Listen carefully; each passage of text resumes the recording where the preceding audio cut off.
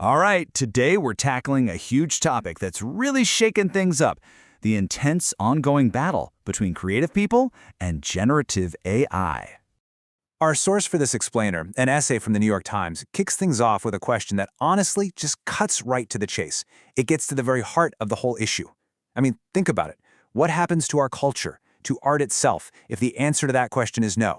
The author's frame right now is a truly perilous moment for anyone trying to make a living with their creativity. But the threat they're pointing to, well, it might not be what you think. Look, this whole debate isn't really about whether a machine can be as creative as a person. The real problem, according to the sociologists who wrote this piece, is much more fundamental. It's about the economic foundation of art, the actual ability for an artist to get a paycheck for their work. And to really get what's at stake here, we've got to move past the abstract tech talk and look at the real human cost. This quote from illustrator Carla Ortiz just grounds the entire debate in reality. It's so powerful. When she saw AI models creating new images in her very specific, unique style, she didn't see some cool new tech. To her, it felt like a violation of her life's work. And her experience really clashes with the super optimistic story we're hearing from Silicon Valley. You can see the two different worlds on this slide. Tech executives will say things like, oh, AI will just replace the median work. But artists know that median work, that grunt work, that's how you pay the bills. And maybe even more importantly, that's how you practice and get good enough to become a top performer in the first place.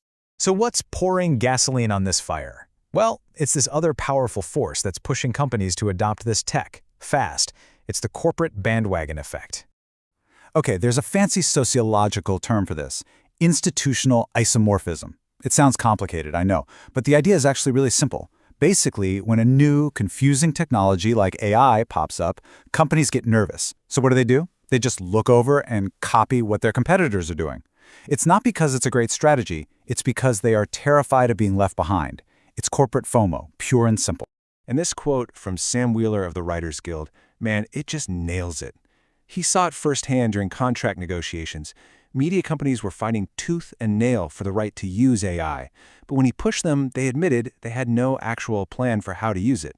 They just had this certainty that a plan would magically show up later, and they wanted nothing to get in their way when it did. But here's the thing. Creative workers are not just sitting back and letting this happen. Not at all. In fact, they are actively fighting back, and they're doing it on multiple fronts. You can think of their strategy as a kind of three-pronged attack. First, you've got massive collective action, like the huge Hollywood strikes that won historic protections around AI. Second, you've got artists directly suing AI companies for training models on their work without permission. And third, they're building their own tools, things like certifications and apps, to protect and identify human-made art. Now, let's be really clear about something. This isn't a movement to smash the machines. Artists are not trying to ban AI altogether. The real goal here is agency. It's about demanding a say, a seat at the table in how this incredibly powerful technology is developed and used. It's about making sure the people whose work literally fuels these systems are actually credited and paid for it. And what's so fascinating is that when you actually listen to artists, you find out they aren't just against AI. Many of them can see a positive future for it, but only if it's implemented on their terms. Take voice actor Eden Regal Miller, for example. She spends hours doing these vocally shredding, repetitive lines for video games, like screaming and battle cries. She's wondering, hey, what if an AI could do all the mind-numbing screams for me? That would save my voice for the actual acting. For her, that's a win. Or how about this one? Screenwriter Simon Rich uses ChatGPT like a super-powered research assistant. Instead of getting bogged down in Google searches, he can just ask for quick suggestions and stay in that creative flow. He says it saves him about 2 hours a day. And this brings us right to the core of the whole argument. That sunny picture where AI is just a helpful tool can only happen if creators can still make a living. You simply cannot separate the big idea of human creativity from the real-world reality of creative labor. They're two sides of the exact same coin. So, the authors are clear. Artists are up against a massive industry with a jaw-dropping amount of money and momentum. But they leave us with this final, really powerful question. Just because the odds are long, does that mean the fight is over? They argue that just believing AI's dominance is inevitable is the one thing that could actually make it happen.